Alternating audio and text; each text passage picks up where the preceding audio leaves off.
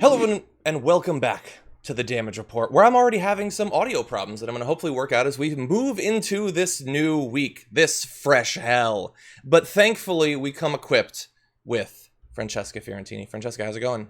I thought you were going to say the devil herself. The Welcome.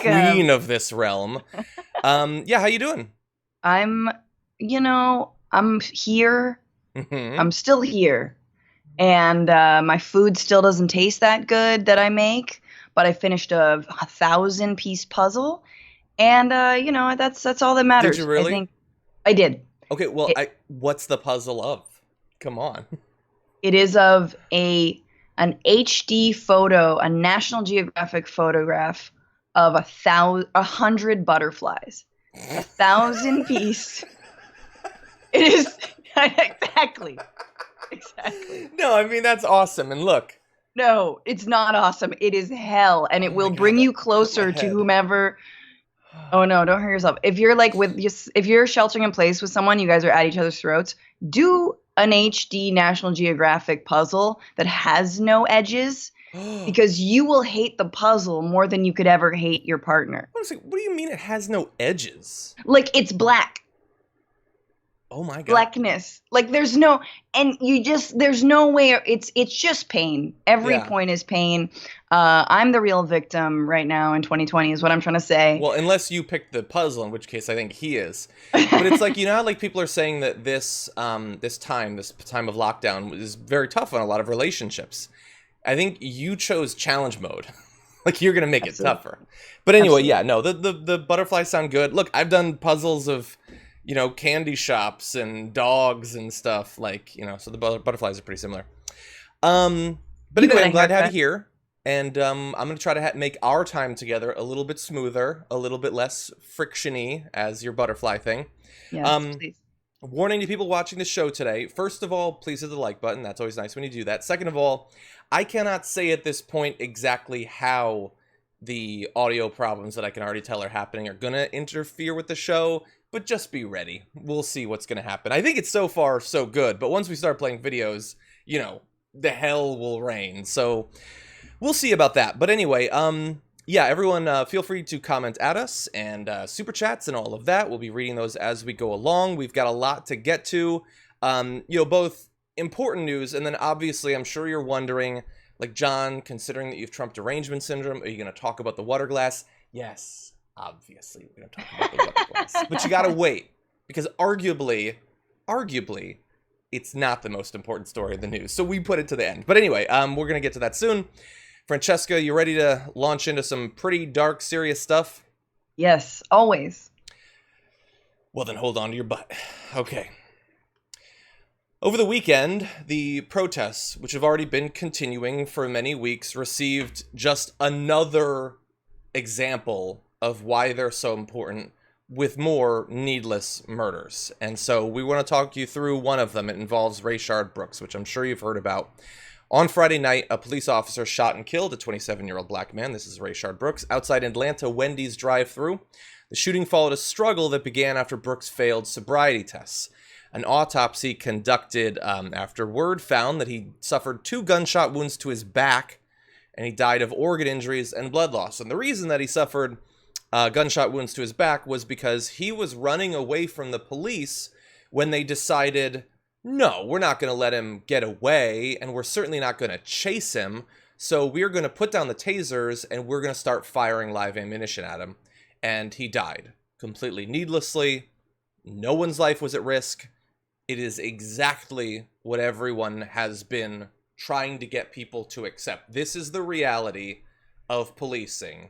You inconvenience the police, and they will begin shooting, and a man's life has been lost. Hmm.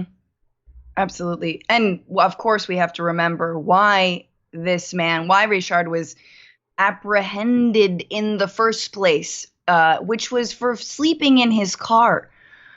Yeah. And then they say that he, failed a sobriety test, but that's probably why he was sleeping in his car. He Mm-hmm. wasn't driving. I mean, arguably, it is the responsible thing to do. Sleep in your car, sleep it off anyway. And I think what a lot of folks who've seen these videos, you've read about the case, you know that Rayshard was apprehended by the police and was speaking very calmly to them. And that things only got heated when they actually tried to arrest him. And again, once again, why? What was he? Who was he harming? He was not driving the vehicle. Mm-hmm. If they could give him a citation, they could, at most, right? But they didn't have to arrest him. So even then, the premise of his arrest is suspect. 100%. They could have sent him home. They could have put him in an Uber. And the thing is, like, there are so many examples where if you just change the one variable, the fact that he's black, that is exactly what they would do. If it had been me that had fallen asleep outside a Wendy's, they would not have tried to arrest me. They wouldn't have tased me. If I ran, they certainly wouldn't have shot me. Like, all of it hinges on one specific fact, the fact that he's black. That's it. And look, I've already seen the response from some to this whole thing. And there's always the excuses. He struggled. Oh, he had a taser. Even though they always tell us they're totally non-lethal. So apparently no cop was actually at risk with him having a taser. It's an excuse to get to the point where you can say it's okay that they murdered him. And then you just think of the obvious follow-up questions. Okay, so what if I went up and punched a cop in the face? Does he get to shoot me in the head? Mm-hmm. No, obviously he doesn't. But there's a significant portion of the population that thinks, well, maybe not you, but maybe some people. Maybe if the cop felt like, what if you were going to punch him again and break his skull open? What if he was scared for his life because someone wasn't doing exactly what the cops wanted? That is reason enough to murder him. And that is really the divide that we're addressing right now. It is Absolutely. A system, a murderous system, that a significant chunk of the population thinks, so long as the violence is predominantly against people who don't look like me, it is totally okay that they respond to even minor inconveniences with murderous force. Absolutely. And I think, Ilhan Omar has pointed out that this is not about training. It's not about learning how to de-escalate a situation. Police officers know how to de-escalate a situation, and they do it all the time when they're apprehending white people. And John's absolutely right. I mean, I think a lot of white people know that. I remember when I found out that some rich white people get escorted home by the police if they're drunk. I'm saying like a tailing you home, making sure you get safely into your garage, like all but tucking you in. I mean, the kind of discrepancy and the disparity between how black and white people are treated in this country. I mean, it is all mask off. And I think for me, the thing about this case that is truly the most upsetting is that they should have just let him get away. Yeah. Let him get. You got his car. You know who he is. Exactly. Take the L on this one. Why? Because he struggled. He got out of two cops who were armed, right? Who had like batons. They could have had used a baton.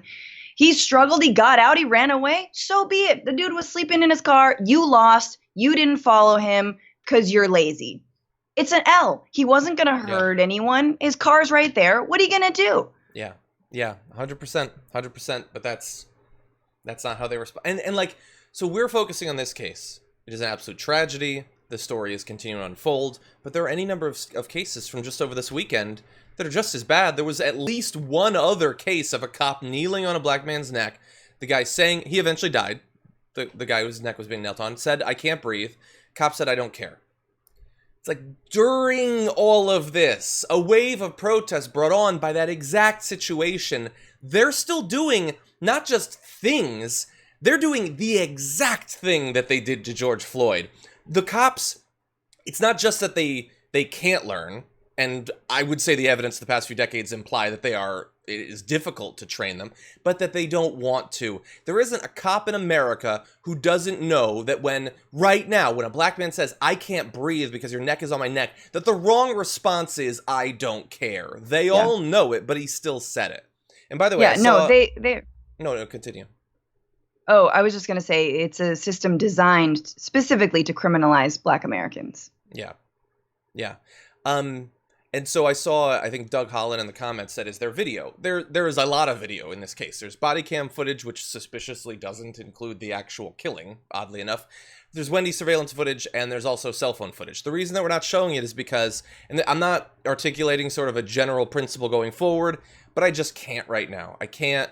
And I saw Rayshard's wife said that she can't watch the footage because she's already dreading the funeral and having to explain to his kids. He has a 1-year-old, a 2-year-old, and an 8-year-old, as well as a 13-year-old stepson, that she just can't take seeing it. And I think a lot of us feel that way. It's just too much. And we know what it is. The footage shows it. Not the original footage, but footage that has come out shows he gets away. He's running away. They shoot him in the back multiple times. Right. And so if you feel that you need to see that footage, it is available. I will also say the police officer who killed Brooks has been fired. Another officer involved in the shooting has been placed on administrative duty, so bear that in mind. And the police chief immediately resigned. Exactly. Which is huge. Yeah, it is. Yeah, and that more than likely would have happened a month ago. The Wendy's has been burned down, although it is questionable exactly who did. There's a video going around implying that it was actually a white woman, but I can't tell from the footage exactly. But anyway, know that the Wendy's apparently has been burned. So there's that.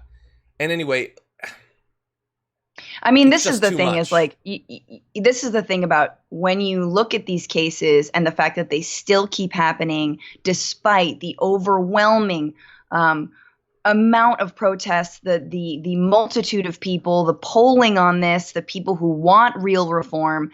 Then you look at the demand to defund the police, and it's not radical. It's not radical at all, right? And I think the real thing is, yeah, demand to defund the police, keep cutting. We'll tell you when it's okay. Exactly. Keep cutting. Oh, you have to reallocate? You have to reallocate and you have to give some of this work to mental health care professionals or social workers, or hey, you've got to create another task force because that is unarmed because you can't pay for all those weapons. That's okay. Keep defunding, and the communities will tell you when it's enough. Exactly. Yeah. How many cases have we seen where the difference between life and death was the fact that cops showed up? And if they just hadn't, what's the worst that would have happened?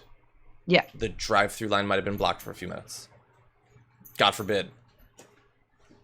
I don't even think he was blocking the drive. I don't even know. Yeah, you're 100% right. Nothing would have happened. That's what would have happened. Absolutely nothing. And this is like hypothetically, like if you defunded the police, if you remove them from the vast majority of the responsibilities that they now hold, that they did not hold initially, there's no understandable rational reason why they would intervene in these sorts of situations. There's so many involving mental health and homeless and all of that just bringing someone who is packing and has been trained that that's the solution to your problems is literally the worst thing that you could do. Leaving the person to their fate could be safer for them, let alone sending an expert who's been trained to actually deal with the problem rather than to just get there, be trained to be terrified, and respond to any perceived threat, existent or not, with deadly violence. Absolutely. And I also would just encourage people, I mean, we've talked about this before, to not call the police, but also maybe step up. Like, is there a way without, going full Karen on someone that you can knock on a window of somebody you think might be drunk and just say, hey, how are you doing? You okay? Do you want me to call you a car? Like, I think this goes to, in the absence of police, being able to be a reliable, non-lethal entity. Yeah. And in the absence of anything else like it, maybe we all have to step up and make sure that people are okay. Again, without being too nosy into, without discriminating our own selves. But, rather than calling the cops, hey, maybe just check in with someone. Yeah. Okay, let's read some super chats. We actually have some good news that'll be coming in just a little bit on the show. Isn't that novel? I saw a comment, by the way, from Ian Champagne, who said, I'm trying to find games for 2 players instead of watching more TV. First of all, don't back off totally from the news, but a little bit of time off can be a good thing. So I just played with my wife for the weekend Patchwork. Very good board game for 2 players. It's like Tetris, kind of. So consider that. Oh. Or, I've heard that couples can get a lot of pleasure out of 1,000-piece National Geographic HD butterfly puzzles. No, my wife and I have done so many 6 puzzles. Weeks. Does it take 6 weeks? We had one of dolphins. If you do a scene of dolphins, do you know how much water is the same color? The whole thing impossible. Is blue. I mean, I will only do dolphins if it's like a Lisa Frank poster. I'll do that. There's only dolphins I mess with. That would be cool. Okay, so on the super chats, Eric G says, Feliz cumpleaños de Denver. Exactly. Thank you, Eric. Your Boy Blue says, listening to the words coming out of Bunker Boy's mouth was like watching a video in 144p. Yeah, it's rough. Wilson B says, during protests, first rally at City of Black Wall Street massacre scheduled for Juneteenth, RNC acceptance in Jacksonville, Florida on anniversary of Axe Handle Saturday. So I think that the Tulsa thing has been pushed to the next day. So it's still there, I believe, but it's not on the same day at least. So, which is actually interesting when you think about it, because Francesca, how many times can you think of where Donald Trump and his administration does something seemingly explicitly designed to stoke this sort of thing? Yeah. And there's pushback, and then they back off? Never. That doesn't really happen. There's vaguely something that like something military related, but no, I don't think that ever. I mean, it's like, yes, we're in a moment. Maybe we're in that moment where this president is capable of shame. Yeah, maybe. I mean, so my dog wants to go outside. I'm gonna have to let her out in a second. But anyway, those eyes are they're longing to be outside. Okay, so. Backing off is so out of character for him that I have to start to fill in the blanks and try to figure out what is it that led to this. And I think one thing could be that maybe it is actually getting through to him that this whole situation across the country is actually bad for him electorally. That if he continues to keep poking everyone, that's not actually in his best interest, no matter what he says publicly. The other is that potentially he feared that holding it on Juneteenth in Tulsa could lead to massive counter-protests outside of the rally, which hypothetically is the sort of thing that normally he likes. He likes to sort of give his followers something to like fight over. But he doesn't seem to want this one. And so again, I think it comes back to, does he actually think that continuing what's going on is hurting him electorally? First of all, I think it is hurting him. And more surprisingly, he seems to be getting that. Yeah.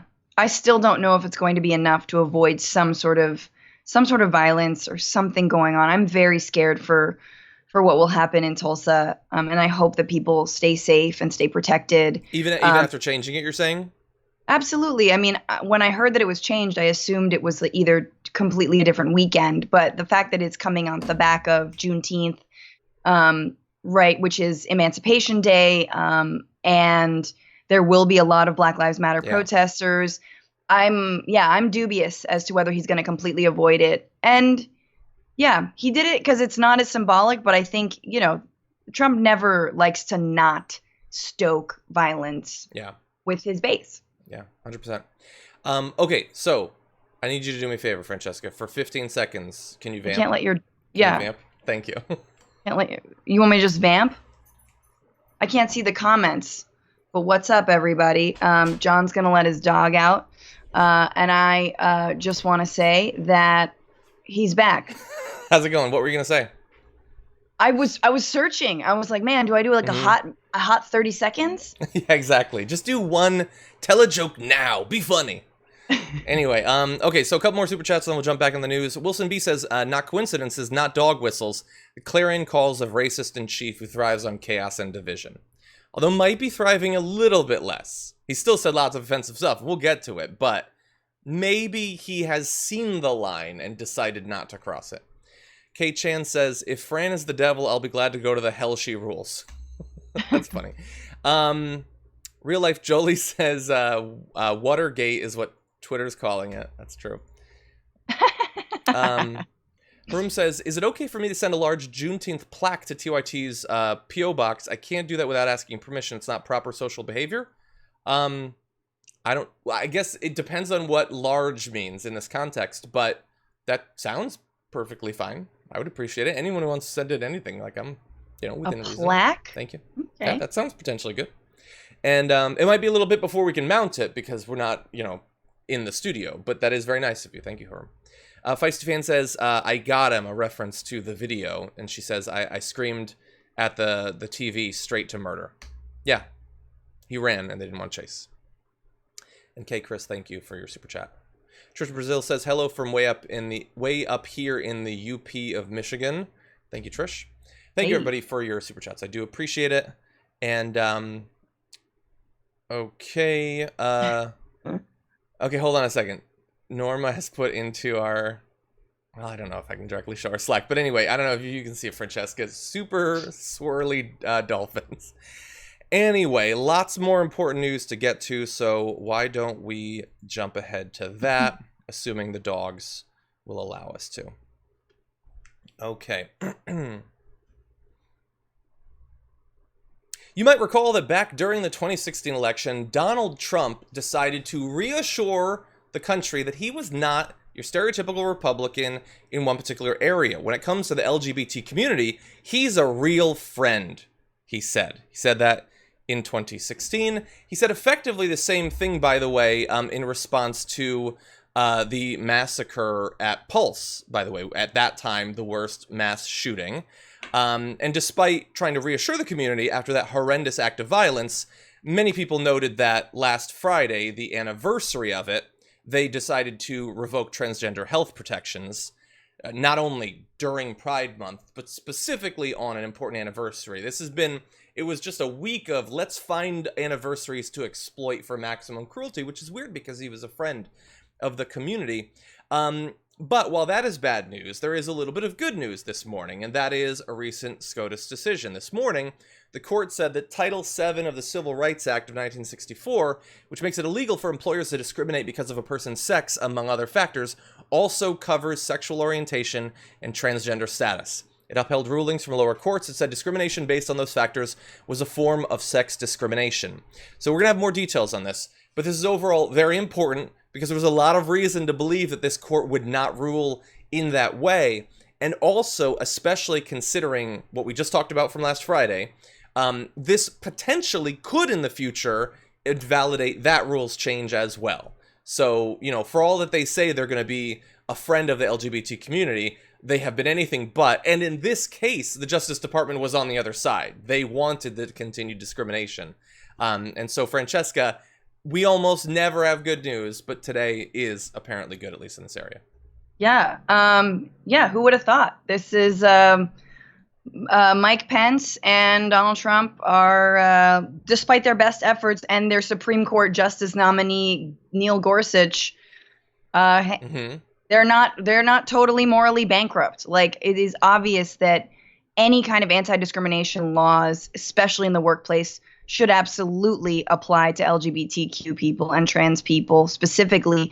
This administration's been so deliberately cruel to the trans community, whether it's military bans or whether it's just the bathroom BS that continues to be this trigger for the right for some reason, to stripping healthcare protections from transgender people, and now this. And I really hope that it's something, it's been long fought for, and I hope it's something that can be expanded on, because there is no legal way that you could discriminate against someone in the healthcare industry. And if there is, then that is even more of a reason for Medicare for all, because we should all be treated equally under the law, and no corporation should say that some sort of religious or whatever, their bankrupt religion tells them that they should discriminate against queer people or trans people. Exactly. Yeah, and I know that we go over this over and over again, but it is 2020, and we have to be shocked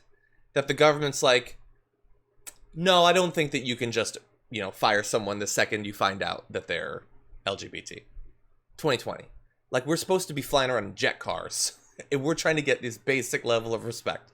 But thankfully, considering how conservative this court has gone, it is a surprise. The fact that Gorsuch, once Kennedy was gone, and Kennedy was sort of on the borderline, there was a lot of fear. And who knows how they could go in the future. And it's not like the court's all of a sudden seen the light. They had a horrendous environmental decision this morning, too, involving a pipeline. Oh, but this is good. And I don't want to get too excited, but I kind of feel like, sort of in the midst of all of these protests, one of the things that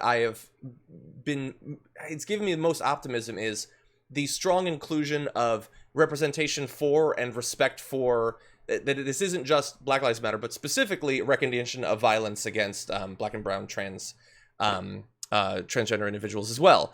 And I feel like if the Supreme Court isn't going to give the right everything that they want on that, and you see what's happening in the streets, I kind of feel like they lost that battle against the trans community.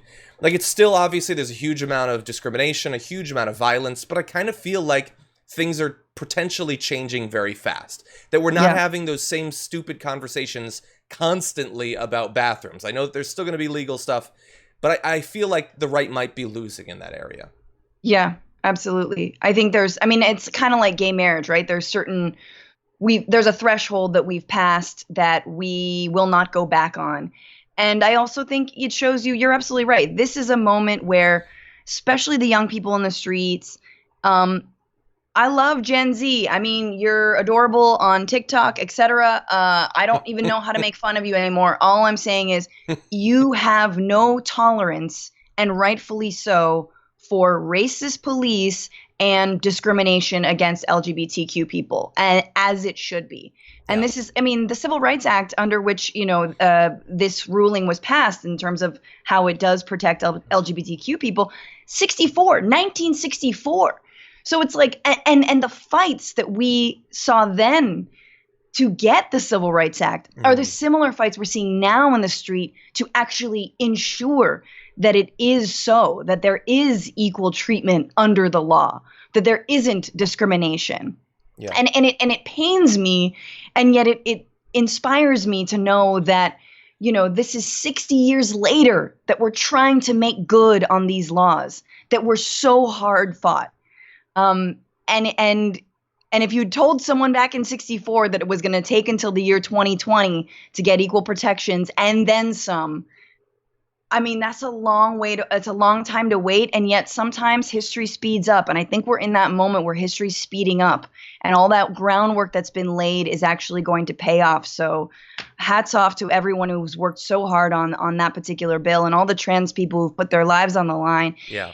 And I just want to say, like, for those of you who don't know how important this is, I think that especially transgender youth, especially if you're trans and you're trying to get a job, that the ways that being denied a regular job then pushes you into more and more precarious things, whether that's sex work or drugs, etc. It's just all ways that trans people are more criminalized because they're not accepted into the mainstream workforce. So this is absolutely a win for their protection. Exactly.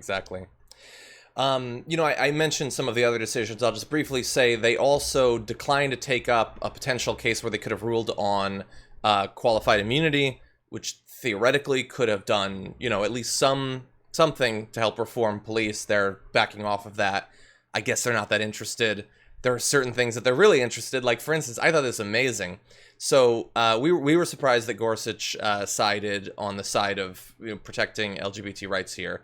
Alito and Kennedy and Kavanaugh voted against it. Not super shocking. Kavanaugh might have been drunk for all we know. But anyway, Gorsuch's opinion for the majority was 29 pages long. Alito and Kavanaugh wrote dissents together. It was 138 pages. Like, does it take 138 pages to effectively say in complicated legalese, screw gay people? That's effectively what it is. But anyway, I would love to read that. I do think it's important to follow that thread. You should read it. We should all read that, because it is some BS legalese. Yeah. That also, again, gets used in all these religious liberty laws that have been sweeping the country, probably in states for people who are watching now, that are all based on, again, just the right to discriminate because my God says you're a sin. Yeah. Kavanaugh. Susan Collins, she must be so disappointed. I mean, she thought he's really learned his lesson. He's going to be better in the future. Man, Collins needs to lose. I like beer. Okay, let me ask you this. If you got to press a button, and one button Trump loses, the other button McConnell and Collins loses, which do you press? You do it with your elbow and you hit both. Yeah. Yeah, it's like you're button mash. I guess that's true, but it would feel good. I would love McConnell to lose. Oh, that would just see the sad look on his turtle face. Yes, no, it's true. If Trump had to win and McConnell loses, then seeing the next 4 years of just sort of like the moment in Wizard of Oz where the witch gets wet and it's like, oh, what a world, what a world, what a world. That would be fun.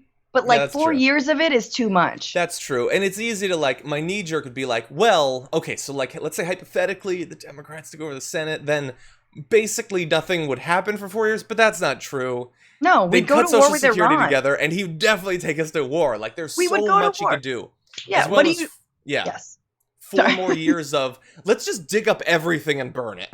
Like, there would be 4 more years of that. No, it would be an absolute disaster. I take back everything I almost said. Okay, couple super chats before we jump into other news, less positive. Stephanie Carr says, your show coming on, in the super chat, your show coming on is my daily reminder to do my dishes. I always watch you while doing them. Keep up the awesome work, and thank you for giving me the news each day. Hashtag Black Lives Matter, hashtag defund the police. I'm going to say from context clues that wasn't meant to be a slam, but it felt like one briefly. Thank you. Someone told me that my show was a reminder for them to wax their mustache. And a friend of mine, it was very funny. Mm-hmm. Just like, oh yeah, because like every month around the same time, I need to wax my mustache. So it's similar. Okay. It's like, I watch your show, but also. That's, yeah, sure. There's certain shows that I only listen to, podcasts I only listen to while walking my dog, but I think that's the best time. Anyway, AJ, thank you for the super chat, as well as Linda. Thank you. Feisty Fan says, lack of human compassion. I think that's about the cops. Could be about Francesca and I. Anyway, it's your dog. It was your dog trying to get out. I let her out. Okay, Blue Diamond Gem said, don't lie to make your points. Use words. Peak TDS. Okay, so it's Trump derangement syndrome. Yes. Thank you for saying that. Did someone pay you for that comment? Yes. Bring it on. If you want to criticize me in the super chats, that's fine. Doesn't mean I'm going to read them necessarily, but thank you. The network could certainly use the help. It's rough times. Actually, related to that, we are still doing our ongoing funding drive, because businesses are dropping left and right. I think, what was it? Vox cut like a huge portion of their people. BuzzFeed had big cuts. 24 Hour Fitness just filed for bankruptcy. Now, we're not a gym technically, but we are worried. So if you can go to tyt.com/go and support our funding drive, that would be very helpful there. Yeah, I mean, like, do it to dunk on the libs. Join TYT. Exactly. To dunk on the libs. Yeah, think about all the media outlets, the centrist media outlets or whatever. If they're cutting, and look, I don't begrudge anyone. I want them to have their jobs, but if we're doing well during this time, that would be nice. You know, maybe they'll start doing. Oh no, I meant for your other chatter to also do that. Just like if you really think everyone has Trump derangement syndrome, subscribe. Yeah, everyone, right now, just do a super chat for $1 accusing me of having Trump derangement syndrome. That'd be fine. I'll take it. Frederick says, I think I've cried more in the past few weeks than in the past few years. Thank you for making me feel better in a world that looks so dark. Frederick, thank you.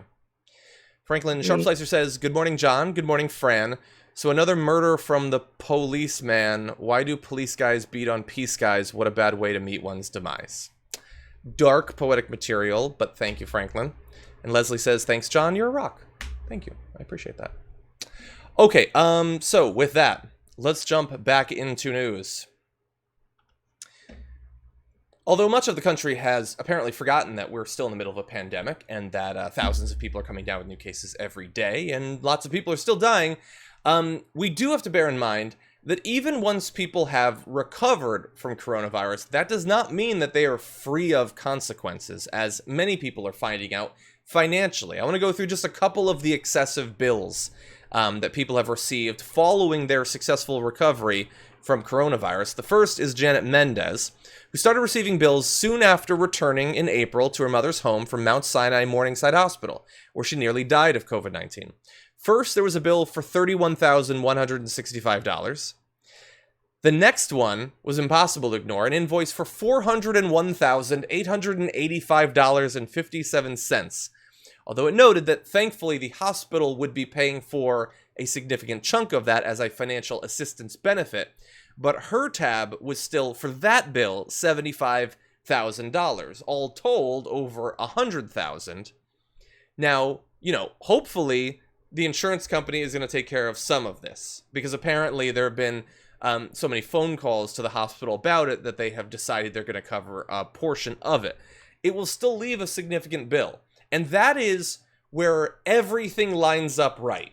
That the hospital does what they're supposed to do, that the insurance helps out. You could still be financially broken, even after successfully living through the terrifying experience of coronavirus. So we're going to have others, but Francesca, I want to give you a chance to weigh in on this. This financial part, I don't think enough people are really talking about. No, especially when there were promises to assist and help out with any kind of COVID treatment or hospital stays. And there was money allotted in one or the two, or maybe I think it was the very first phase of the stimulus budget. And I think if you followed that money, you know that a lot of the hospitals that have been receiving that money are private hospitals, and they've been in turn laying off a bunch of people in order to cover these costs, when actually they could just cover the cost. They would just have to take less of an income. They would have to make less profit. These are profit-making hospitals. It just, the entire model, when you look at these bills, right, you see that the gouging that is going on, the price gouging, the sort of like the layers of feeding and profiteering off of whether it's, well, we had to transport you to this room and we had to do this x-ray and we had to do that test and we had to do this. Everyone is eating off of this privatized healthcare system, and it's falling on the backs of the patients. Yeah. And if it's not falling on the backs of the patients, it's falling on the backs of the taxpayers who are giving this stimulus money to these hospitals, rather than saying to the hospitals, nah, you're just gonna actually have to make a sacrifice. You make the sacrifice. Exactly. Yeah. Yeah. And it really, in the end, it will come down to who pays. But well, we're going to have another individual I'm going to turn to in a second. And the human cost is the true cost. But I do want people to acknowledge, one of the reasons I want to talk about this is that, let's say, you know, cases are going up in a number of states. I know that, like, you might think Texas must be doing okay because Ted Cruz spent the last 24 hours arguing with Ron Perlman about wrestling Jim Jordan. That's literally a thing that's happening right now. But no, Texas is seeing skyrocketing hospitalizations from coronavirus. Now, the biggest issue with that is that almost certainly more people are going to begin to die in some states. Arizona, Florida, Texas, all states are getting hit very hard. But also, let's say we've learned a lot about how to treat people. Let's say that the people who are getting sick might not be coming from nursing homes, so maybe they're a little bit less likely to die. They're still going to be in intensive care, on ventilators. Costs are going to be driven up, and someone is going to pay for it. Not to mention the threat of death, and also, by the way, of being maimed for the rest of your life, because apparently many of the people who have successfully recovered from serious cases of coronavirus have organ damage following it. They've lived, but it's not like they just shook off a cold. No, their lungs, they might need lung transplants afterward. So letting it continue to spread in this way isn't just irresponsible in terms of the death toll that it might result in, but also the significant human cost in, you know, quality of life, and also the significant medical expenses that someone is going to pay for at the end of the day. Yeah. Yeah. I mean, we know the ways that medical debt then impacts the economy as a whole, right? We're always taught to look at unemployment, and we're always taught to look at the stock market. Oh, the stock market is going to tell us whether the economy is good. No. Check out how many people are suffering with medical debt. How many people have become homeless because they couldn't pay their medical debt and then couldn't pay their mortgages or their rents. And we have an incredible wave of evictions, of a housing crisis coming at us, and then compounded with the medical debt associated with COVID. And again, there is some relief for that. But like John's saying, it is going to be lasting. Like, you don't just get over this. Yeah. I guess I just think what we're doing to the prison industrial complex and the policing, whatever, like our policing in this country, let's do to the healthcare industry what we're doing to policing right now. Yeah. All right. The whole thing must go. The private healthcare industry has got to go. All right. You can no longer make money off of us, because absolutely, whether or not you're shooting people down in the street, you are effectively killing poor people, and predominantly people of color, because of how expensive and how inaccessible the healthcare industry is, the private healthcare industry is. Yeah. So I say we should, while we're at it, let's get rid of it. Yeah. Oh, Bernie. Oh, Bernie. And I just want to quickly mention another case. So there's one individual, Michael Floor.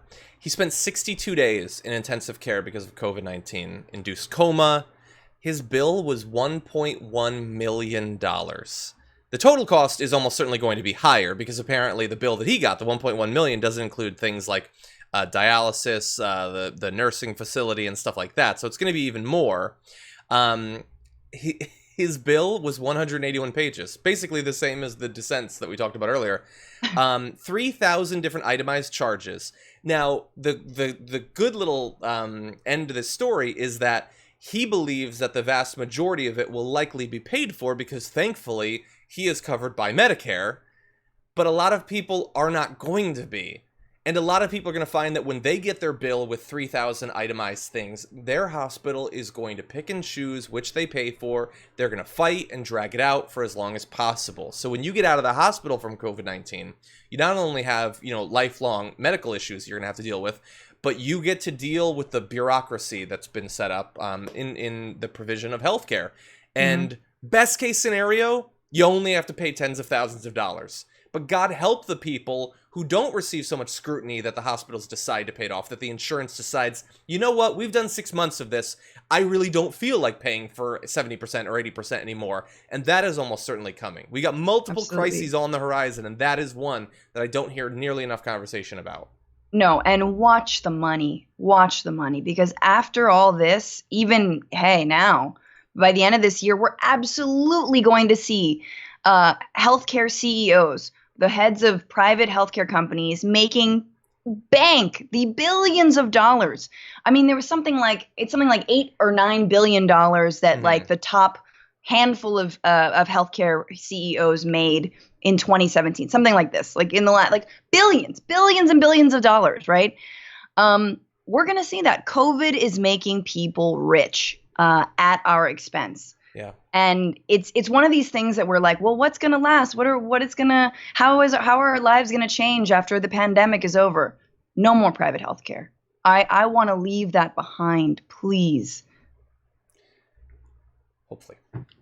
Please, if I just ask nicely enough. Yeah, exactly. What American politics is needed is people to be more polite. People out of power need to be more polite.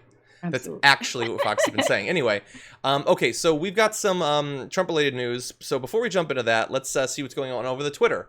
At hashtag TDR Live, Nikki sent in a message saying, Francesca has the most Italian houseplants. All she needs now is a jade plant. So is that an Italian houseplant? I don't know. I mean, I'm Italian. I don't know plants enough. Yeah, it looks good. Questo qua è molto italiano. Non lo so. Really? I believe does that mean like you look like an old Italian grandma, just like, oh? I believe that's a Parmigiano plant. Yeah, anyway. Exactly. Okay, let's see. What else is going on? LA Times, breaking news. I'm seeing a tweet. The Supreme Court refused to hear the Trump administration's challenge to a California sanctuary law, leaving intact rules prohibiting law enforcement from aiding federal agents in taking custody of immigrants as a release from jail. So the Supreme Court backing off has it's got us some winners and some losers today so far. Okay, a little bit more from the super chat. John Jaworski says, a cute girl liked my new TYT shirt while I was shopping at HEB yesterday, but all I managed to say was thanks. I should have let her know I also have the hoodie with a pocket in a pocket. Nice. That's how you get them, John.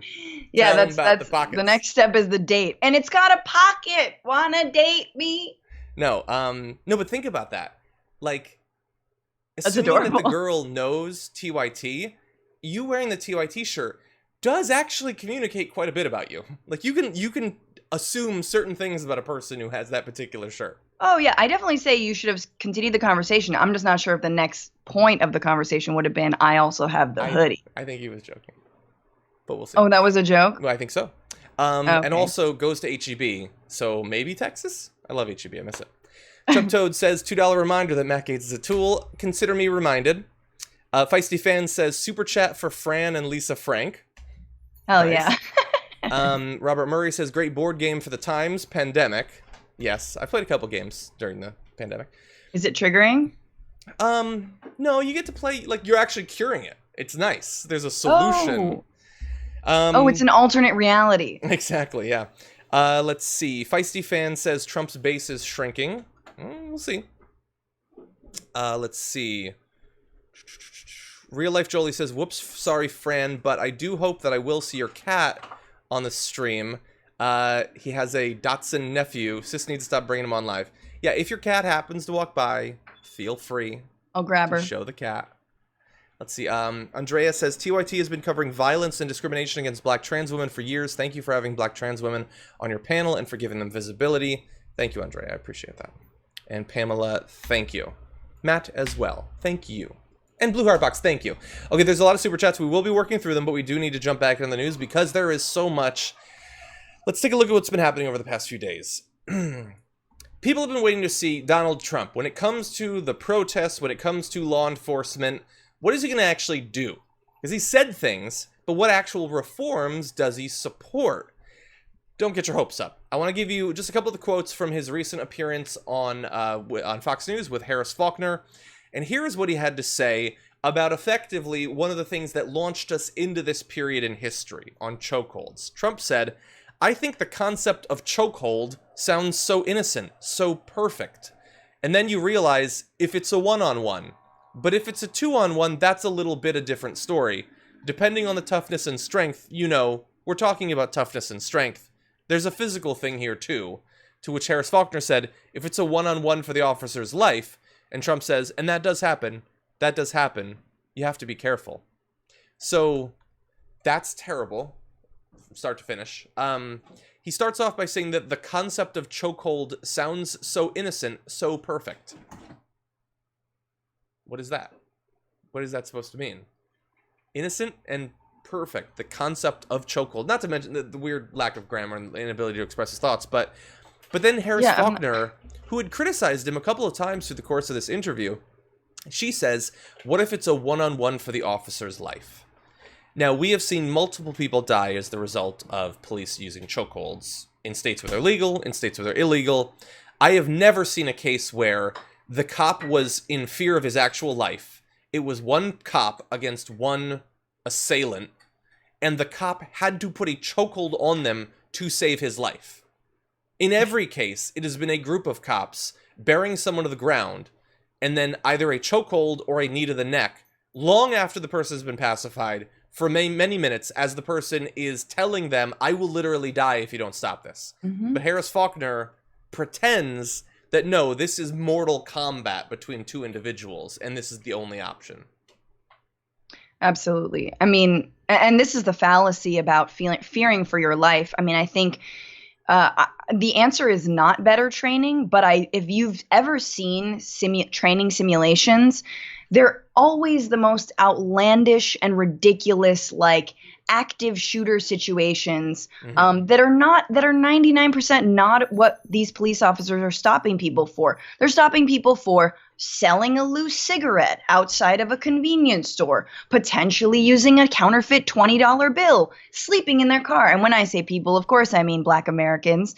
Like these are the pettiest things that they are stopping people for. And to even be in the vicinity to get a chokehold on someone means that you were able to approach them, right? Like, I haven't seen some crazy, Bruce Lee type moves. Like, we haven't seen some crazy moves for someone to get to the chokehold stage. Yeah. Right? No, it's always been like talk, and then grab them or sit on their neck for 9 minutes. Yeah. Just the complete dehumanization. Trump doesn't know what he's talking about. Trump is a total idiot. He has no coherent thought, and he doesn't even know what his fall line is for this moment. Like, he doesn't know what he's supposed to say. Exactly. Yeah.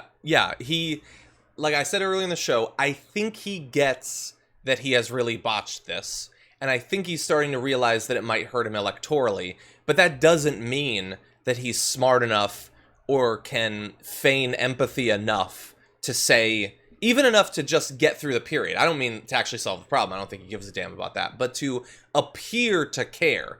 Like, Biden does not have a plan to actually fix any of this, really.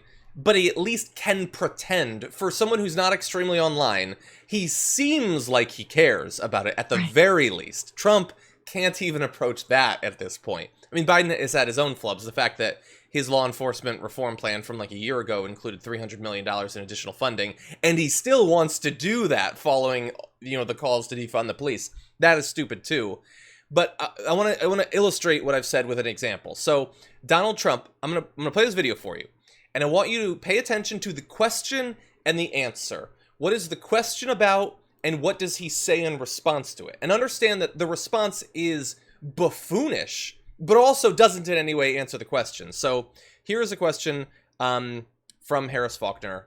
What has Trump done in this area? Does all of that fit into talking with the protesters and people right now wanting for the Black community, and not just Blacks, but communities of color, people who are disadvantaged in general? I mean, the economy is the great unifier, right? So, I think I've done more for the Black community than any other president. And let's take a pass on Abraham Lincoln, because he did good, although it's always questionable. In other words, the end result. Well, we are free, Mr. President. But we he are did free. pretty well. You understand what I mean? Yeah, no, so I'm going to take a pass on Honest Abe, as we call him. But you say you've done more than anybody. Well, look, criminal justice reform. Nobody else could have done it. I did it. So all of that. So the reason I stressed the question and answer was, the question was something to the effect of, all that's going on, people desperately want reform, what are you going to do? And he says, I've done the most of any president. That's not what the question was. First of all, you haven't. It's a lie. But it's not, what have you done? It is, what are we going to do? We're in this moment of history where we're all focusing on law enforcement and the prospects for reform. What are you going to do? And he has to go back to, it's like nerves over, are you questioning what I've done? I've done a lot. I'm going to say the things I've done, which isn't helpful. Not to mention the Lincoln, there's a question of how it turned out in the end. I don't know what that's supposed to mean. I think we sort of suspect what it means, but I don't like it.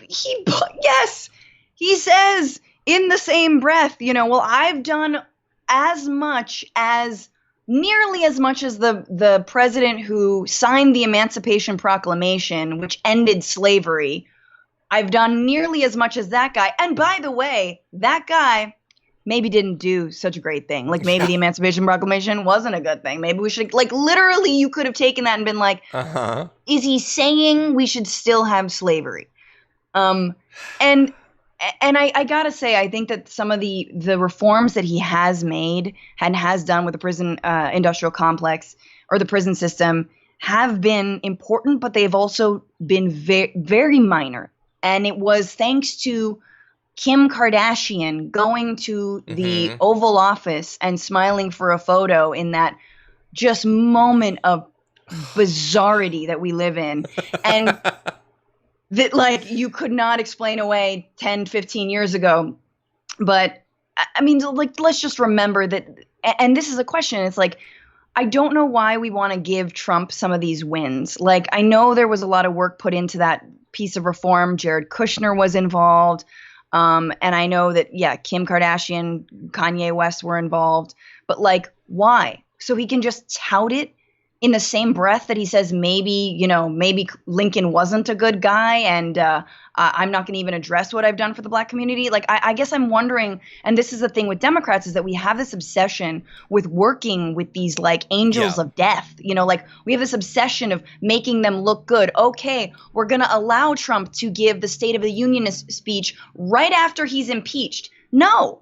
We're gonna give him this, this victory on the trade deal, the new trade deal between the U.S., Canada, and Mexico, in the middle of an impeachment or whenever that was, and that was Pelosi's doing. No, why are we giving these people these wins when we know they actually don't do enough, they don't go far enough, and they're to uphold some sort of semblance of civility or bipartisanship that the other side doesn't even believe in anymore?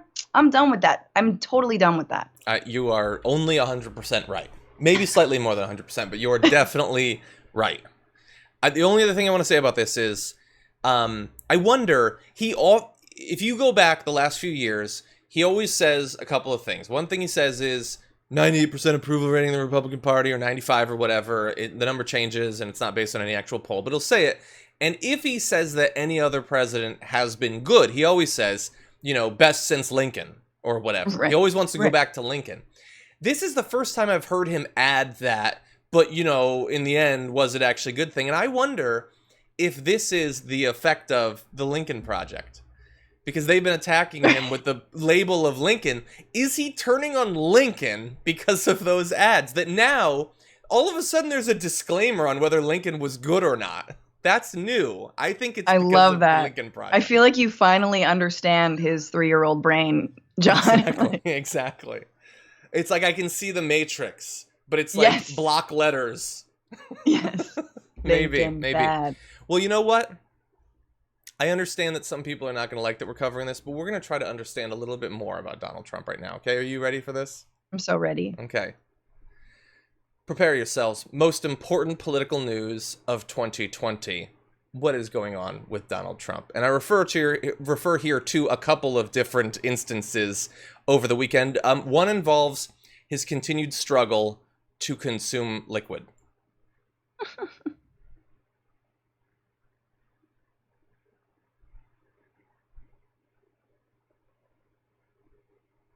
Now, look, this is not the first time that he has had to give a little assist to his coffee. But it is noteworthy. Now, look, I want to say first off, it looks good there. I don't know. So, is this important? I admit it is not. And the ramp even less so. But the reason that I think it's important, we'll jump in.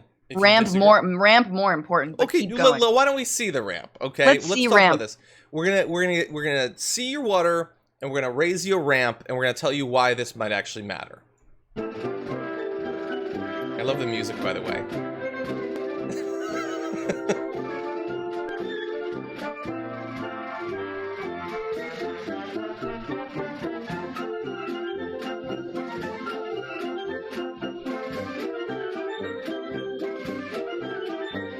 Whoop, and then he's off for the races. Okay, so Shake it up, shake it up.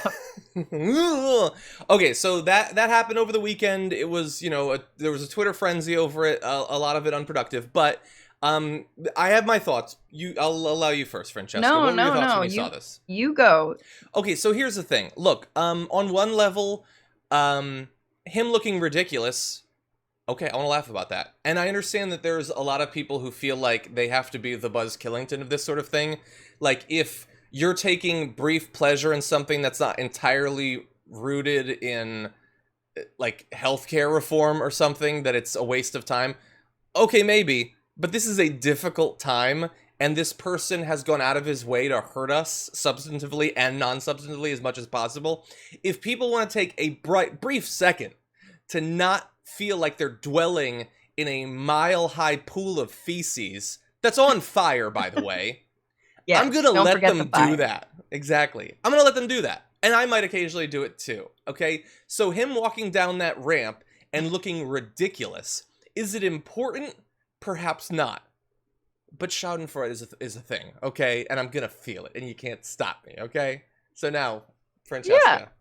No, well, I don't know what's going on with the water. I've seen Anthony Atamanuik, who does the Trump impression on Comedy Central on the President Show, said that he didn't want to lose his place on the prompter, so he was like too afraid to like lower his face, so he had to bring it up. Mm-hmm. I love the moment when he holds it and he like realizes he can't get from here to here, like that he's like, oh God, you know. Sometimes cups are hard, all right? Straws. What about a presidential plastic straw? You know, they sell them on his website because just to trigger the libs over paper straws. So I don't know why he didn't have a straw, but I do know what's going on with the ramp, and I do know what's going on with everything else. He wears high heels. Mm-hmm. He wears heels, and that is someone walking down a ramp in heels. You have to be careful because you're being thrust forward even more. You're literally always on a ramp anyway. He does lean forward in photos quite often. No, he leans forward in photos. His shoes have a tack in the back of them, right? So he looks taller, and you don't see his ginormous gut because he is a disgusting Jabba the Hutt person. So he leans forward all the time because he's wearing heels. He's just straight up wearing heels, guys. Ladies, you know what it's like. Let me ask you a question, because I have not walked down a ramp in heels. If you're in heels, would that explain why he doesn't walk like step, step, step? He walks step, step, step, step. Oh no, that's that's idiocy. That's like okay. That's like the 3 year, like when you were young and you used to climb stairs, you didn't know you could go 1, 2, 3, or your legs weren't long enough. Yeah. So look, let me show why I think that this could be consequential potentially. Okay. Is it important? No. All of the substantive stuff that we talk about every day, that we've talked about already, is far more important, obviously. But I have seen analyses of presidential campaigns that I was not alive for. And when the label of frail gets stuck to you, it seems to do some damage and it's hard to bounce back from. And there have been multiple cases of that. And in particular, during a campaign in which Trump really wants your perception of Biden to be, he's falling apart, he's losing it. And I will say Biden is making that a little bit easier than perhaps would otherwise be. I was going to say, Yes. I don't know if frail can attach to someone, that I think Trump's winning again. Cause, I know, totally. But the last thing he then wants is for that to be nullified by him being seen to have a trouble doing the incredible easy tasks of drinking a fluid and walking down a ramp. And that is why I think he responded so forcefully to the fact that this became a thing over the weekend, tweeting, "The ramp that I descended after my West Point commencement speech was very long and steep, had no handrail, and, most importantly, was very slippery. The last thing I was going to do is fall for the fake news to have fun with. Final 10 feet, I ran down to level ground. Momentum!" Now, that's all ridiculous. It is long, I guess. It's not steep. It's just not. And apparently, it was a perfectly fine day. There had been no rain. I don't know what it was slippery from. And he didn't run the last 10 feet. And even if he did, that would be weird. No, he sped up slightly on the last step. It's just such a ridiculous overreach of a response that it tells me that I do think he something else is going on. Frail.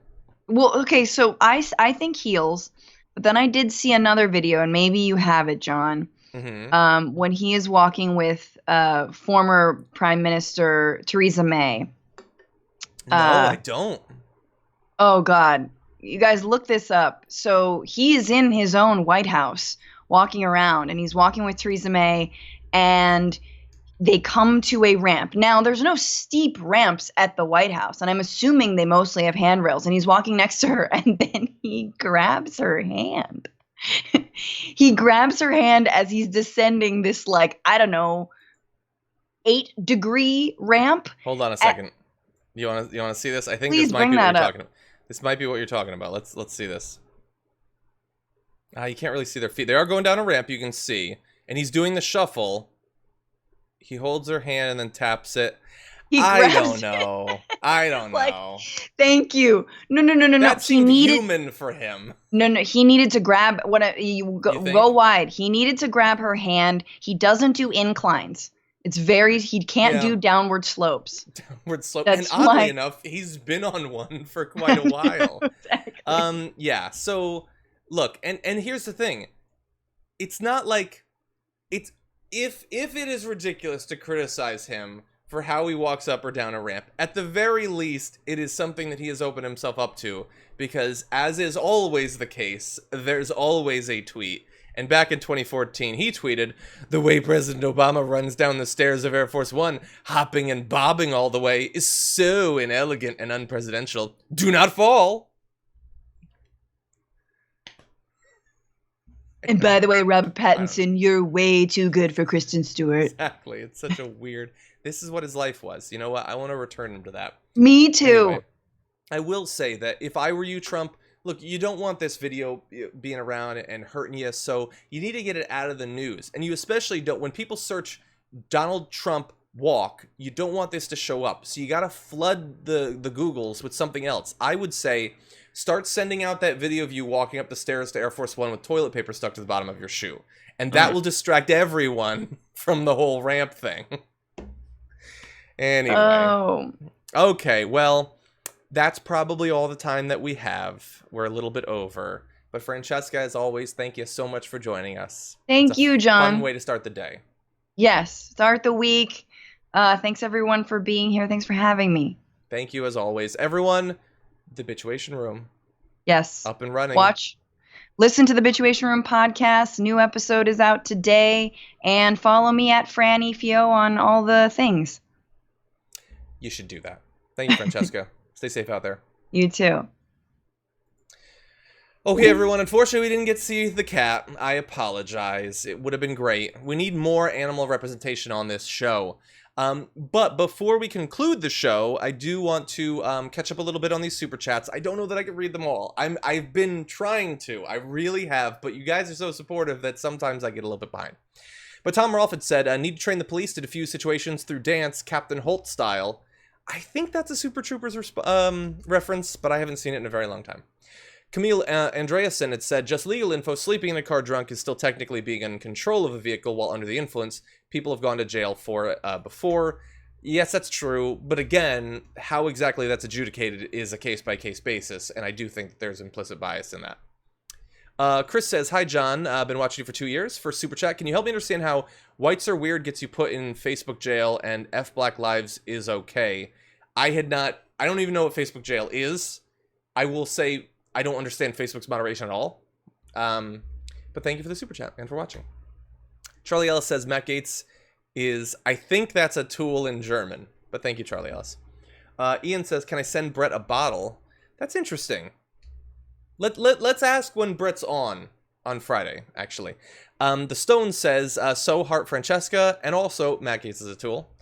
Troy Morrow says there's a game called Baron Park, which is like Patchwork, but cuter because you build a park with different kinds of bears.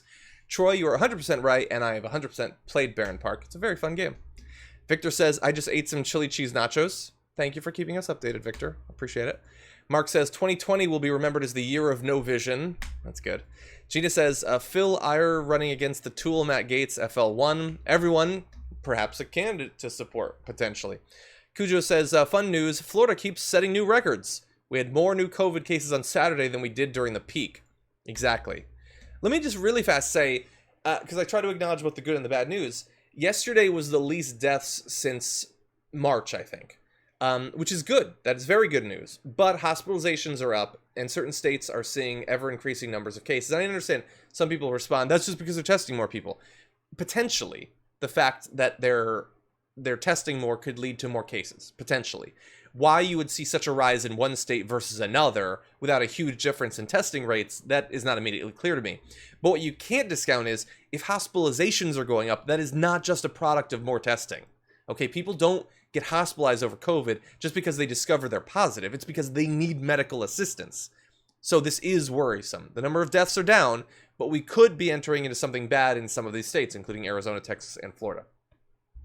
Alana says, I eat lunch during TDR, better than doing dishes. Agreed. Although you do have to do dishes later then.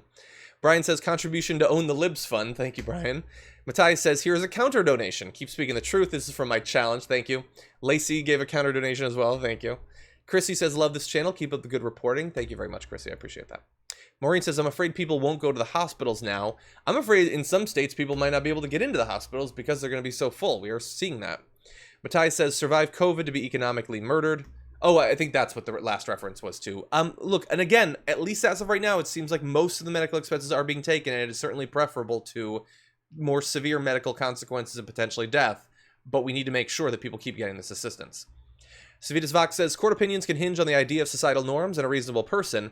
This means court opinions should follow if social justice ideals proliferate through society. Potentially. There's some on the court that I don't think would be up for that. Rodney says, maybe we could have advertisements that show the survivors of COVID-19 and the after effects, like the ads that are used to discourage smoking. Rodney, that is a great idea, actually. Serafina says, when I was 13, I was in the hospital for 3 months. The bill was $2 million. Thankfully, I'm Canadian and didn't have to pay. Wow, Serafina, that is something. Glad you're better.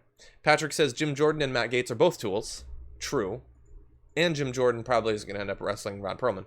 Feisty Fan says, as someone who suffers from MS, my main medication is $3,000 for a 30-day supply, and that's just one of the 8 medications I have to take. Yeah, this medical cost issue is just gigantic. Blue Heartbox says, Fran has a snake plant and a pothos. Those are not at all Italian plants. Wow, we've got a botanist in the audience. Thank you for that.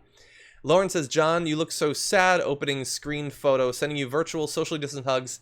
You guys rock. Thank you. Yes, well, some of the news is, you know, it's rough. Wyman says, please stop comparing Matt Gaetz to tools. After all, tools are useful. Thank you, Wyman. I appreciate that. Nathan says, remember when Obama wore that tan suit or when he got Dijon on a hamburger? That S was wild. I miss watching Shanahan lose his mind over mustard. 100%. Man, imagine, what is Biden, if Biden becomes president, what is Biden's scandal going to be? Nova Caesar says, I just want John's opinion on Star Trek Voyager, but also to confirm if Cenk did a Chakotay story analogy the other day or if I geeked out prematurely. Scorpion crossing the river story.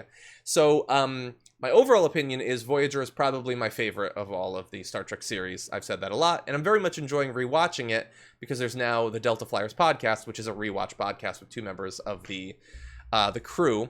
I don't know if Cenk was talking about that story because of Voyager. And in fact, I remember the episode you're talking about, but that's a relatively common story. I remember watching that episode thinking, who wouldn't know the scorpion and the frog? Like, it just seemed obvious to me. Or the scorpion and the fox? I've heard it said both ways. But that's my opinion. The Bond says, $127 at TYT Go. Cenk's microphone needs meds. Love you too. Thank you, Bonds. I appreciate that. And thank you for that contribution at tyt.com/go. We could definitely use your help. We're still behind on our June fundraising. And it is an ever increasingly important part of our fundraising as we're out of office. Miranda says, reason 1 million to get Trump out of office, another term and they'll kill the ACA along with protections for pre-existing conditions. Even if we live through COVID, we'll never qualify for healthcare again. That's potentially a fear. I mean, the fact that now at least the House is controlled by the Dems, I mean, I have definitely my concerns about what Dems would or wouldn't do in regard to healthcare under the right president. Under the wrong president, would they allow him to overturn the ACA?